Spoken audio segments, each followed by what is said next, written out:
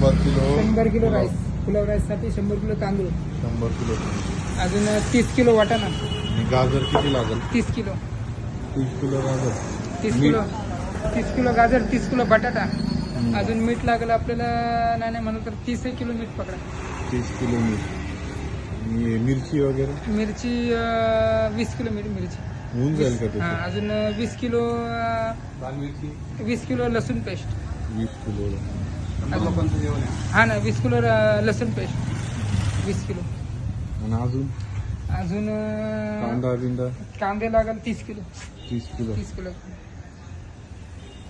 होऊन जाईल ना त्याच्यात? हा. बटाटा? बटाटे पण 30 किलो भरपूर झाले. आता 30 किलो बटाटे आणले तर ते कापले, कटिंग केले तर त्याचे डबल होतील ना, 60 किलो होईल ना ते तुकडे केल्यावरती. आणि कांदे पण 30 किलो आणले, कांद्याचे पण तुकडे केले तर ते पण 60 किलो होईल ना. व्हेजिटेबल पुलाव आहे ना, त्याच्यात फ्लावर बिवर मग किती लागेल? फ्लोअर पण त्याच्यामध्ये 30 किलोच पकडावं लागेल. 30 किलो होऊन जाईल ना एवढं? हा. तेल? तेल 50 लिटरचा डब्बा भरपूर झाला. 50 ते 40 लिटरचा तेलाचा डब्बा भरपूर झाला. आणि तूप? तूप पण लागेल 40 किलो.